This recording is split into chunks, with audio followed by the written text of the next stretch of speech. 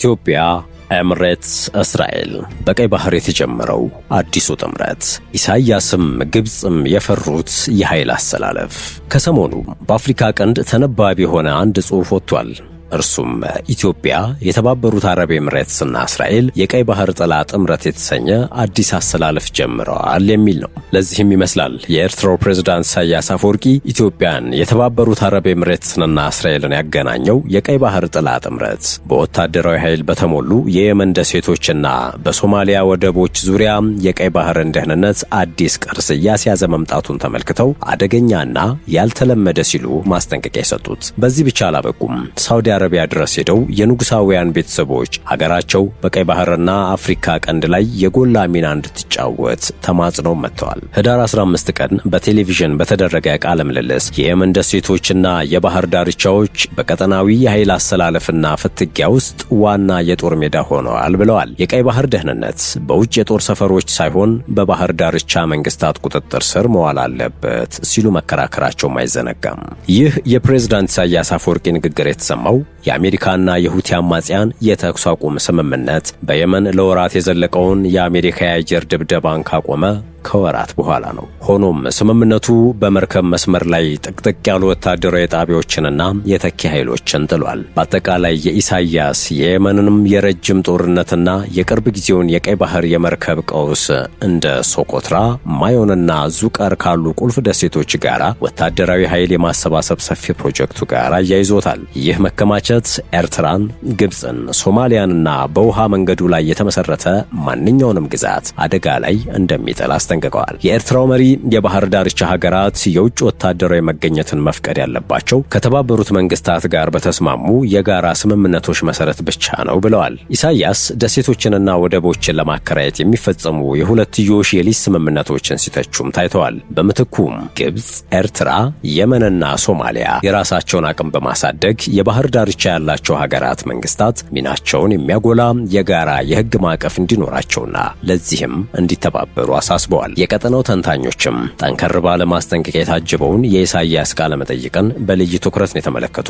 ምክንያቱም አቶ ኢሳያስ ሰፊ የቴሌቪዥን ቃለ መጠይቅ ሲሰጡ እምብዛም አይታዩም። ከኤርትራ መረጃ ማግኘት አስቸጋሪ እንደሆነና በዚህ ረገድ አብዛኛው የደህንነት መርሆቿ ሚስጥራዊ መሆናቸው ይታወቃል። እናም ኢሳያስ የሚሰጡት ቃለ ምልልስ በትኩረት የሚታይ መሆኑ እንዳለ ሆኖ በዚህ ቃለ ምልልሳቸው ደግሞ የሰጡት ማሳሰቢያም ይበልጥ ትኩረትን የሳበ ሆኗል። ለዚህ ነው የቀጠናው ተንታኞች በልዩ ትኩረት የተመለከቱት። ለምሳሌ የመናዊው ጸሐፊና የፖለቲካ ተንታኝ አህመድ አልሻፊ በኢሳያስ ቃለ መጠይቅ ዙሪያ አስተያየታቸውን ሲሰጡ ከዓመታት ወዲህ በቀይ ባህር ዙሪያ ካሉ ሀገራት መሪዎች ከተሰሙት በጣም ግልጽ የፖለቲካ መልእክቶች አንዱ የኤርትራው ፕሬዝዳንት ንግግር እንደሆነ ይጠቅሳሉ።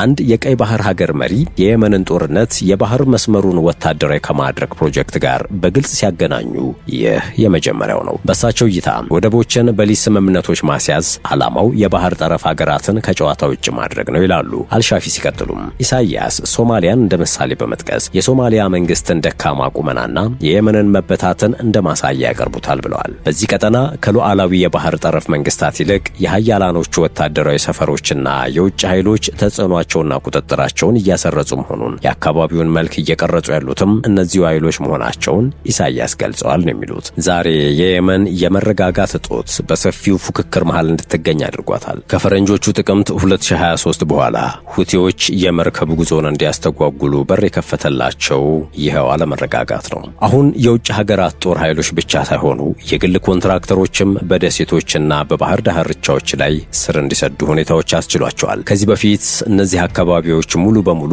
በየመን ወይም በሶማሊያ ቁጥጥር ስር ነበሩ። ዛሬ ግን እንደዚህ አይደለም የሚለው የፕሬዝዳንት ኢሳያስ መከራከሪያ ነው። የአቶ ኢሳያስ ማስጠንቀቂያ ታዲያ ከአዳዲስ ሪፖርቶችና የሳተላይት ምስሎች ጋር ተገጣጥሟል ተብሏል። እነዚህ ሪፖርቶች የተባበሩት አረብ ኤምሬቶች ከእስራኤል ጋር በመተባበር ከየመን ሶኮትራ ደሴቶች እስከ ሶማሊያ የባህር ዳርቻ ወደቦች ድረስ የወታደራዊና የስለላ ጣቢያዎችን ሰንሰለት እንዴት እንደገነቡ የሚያሳዩ ናቸው። ለምሳሌ ሚድል ኢስት ያወጣውና በኢራቅ የጥናት ተቋም ዋሂር ኢራቅ በድጋሚ ይፋ የተደረገ አንድ ምርመራ እንደሚያሳየው አቡዳቢ ምን ያህል ጉዳዩ ላይ አጥብቃ እንደሰራች ያመላክታል። ይህ መረብ በሶኮትራ ከሚገኙ አብድ አልኩሪና 50 ተነስቶ በየመን ወደሚገኙት ሞካና ማዮን እንደዚሁም በፑንትላንድና በሶማሌላንድ ወደሚገኙት ቦሳሶና በርበራ ይዘልቃል የተባለው። እንደ ሪፖርቱ ከሆነ እነዚህ ቦታዎች የአውሮፕላን ማረፊያዎች፣ ራዳርና ከባድ የትራንስፖርትና የሰው አልባ አውሮፕላኖች ወይም ድሮኖችን ማስተናገድ የሚችሉ ተቋማት አላቸው። በአንድ ላይ ሆነው በኤደን ባህረ ሰላጤና በባቤል ማንደብ በኩል ያለውን ትራፊክን የሚቆጣጠር መረብንም ይፈጥራሉ።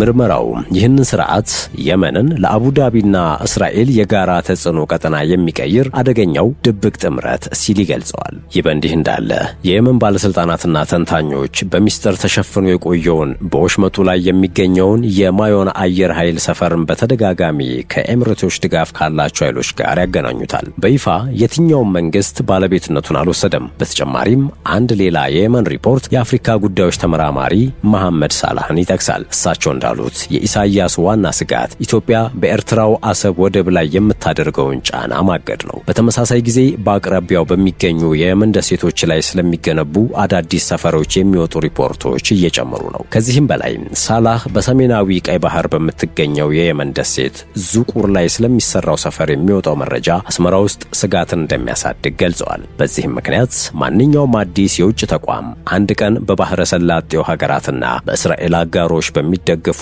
የኢትዮጵያ እንቅስቃሴዎች ውስጥ ሊጠቃለል ይችላል የሚል ስጋት በኤርትራ ባለስልጣናት ዘንድ አለ። ከኤርትራ ጭንቅና ማስጠንቀቂያ ያዘል ምላሽ ጀርባ ያለው ግልጽ ዓላማ ኢትዮጵያን ከመልክዓ ምድር እስረኛነት ማላቀቅ ነው። ለዚህ ደግሞ ጠቅላይ ሚኒስትር አብይ አህመድ የቀይ ባህር ጉዳይ የህልውና ጥያቄ ነው ሲሉ ደጋግመው አስምረውበታል። በተለይም ለመጨረሻ ጊዜ በቀረቡበት የፓርላማ ውሏቸው ወደ ቀይ ባህር ለመግባት በሚደረገው እንቅስቃሴ ለተፈጠረው አለመግባባት ከኤርትራ ጋር ዓለም አቀፍ እርቅን እንፈልጋለን፣ ዓለም አቀፍ አሸማጋዮች ሚናችሁን ተወጡ ብለውም ነበረ። የአዲስ አበባ የቀይ ባህር መሻት የተለያዩ ሙግቶችን ያካተተ ነው። ኢትዮጵያ ለአሰብ ወደብ ታሪካዊ የይገባኛል ጥያቄዎችን አቅርባ ቅድሚያ የሰጠችው ዲፕሎማሲያዊ እርምጃዎች ካልተሳኩ አማራጮችን እንደምትከተል ፍንጭ ሰጥታለች። እንዲሁም በ2024 መጀመሪያ ላይ ከሶማሌላንድ ጋር አወዛጋቢ ሆነ የመግባቢያ ስምምነት መፈራረሟም ሌላኛው ማሳያ ነው። ይህ ስምምነት ለሶማሌላንድ ነጻነት ተምሳሌታዊ እውቅና በመስጠት በምላሹ ለግዙፏ ጎረቤት ኢትዮጵያ ወደብ መዳረሻና የባህር ኃይል ተቋቁሞ እንዲቋቋም የሚፈቅድ መሆኑ አይዘነጋም። ይህ እርምጃ ከሞቃዲሾ ጋር ለአንድ ዓመት የቆየ መቆራረጥ አስከትሏል። የፌዴራል መንግስት ከሶማሌላንድ ጋር የሚደረግን ማንኛውንም የባህር ወደብ ስምምነት የሶማሊያን ሉዓላዊነት እንደመጣስ አድርጌ እመለከታለሁም በሚልም ደጋግሞ ሞግቷል።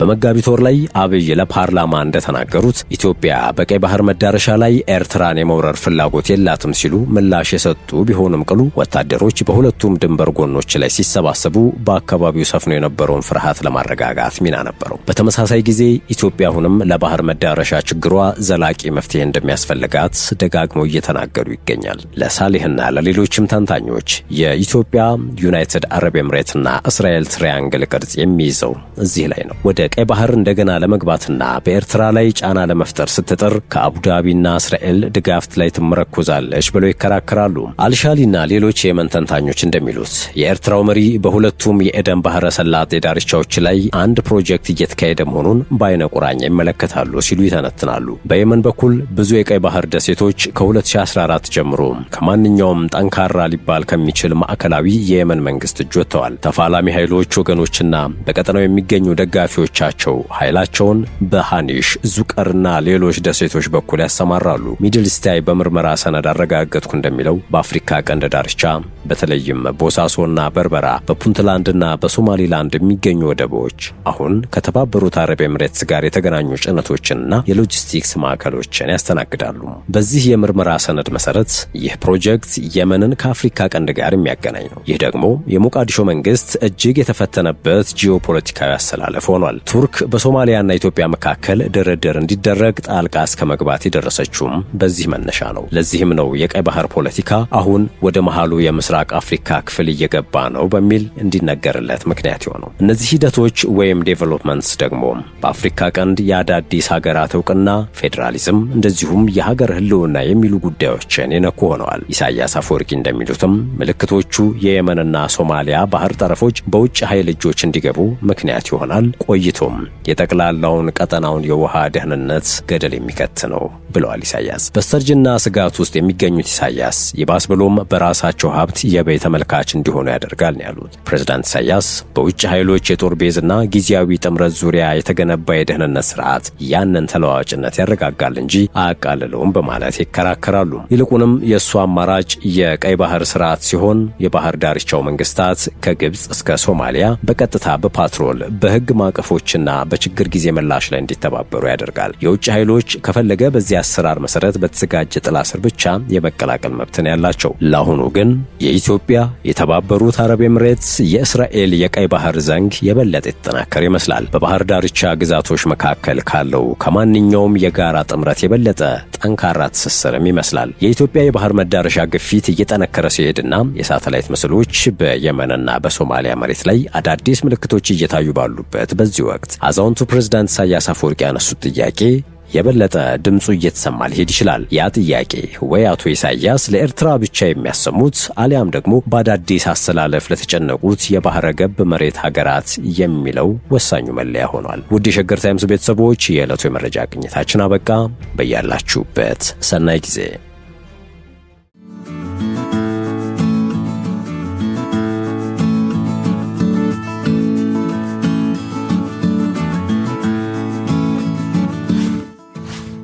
ሸገር ታይምስ ሚዲያን ሰብስክራይብ በማድረግና ደወሉን በመጫን ይከተሉን።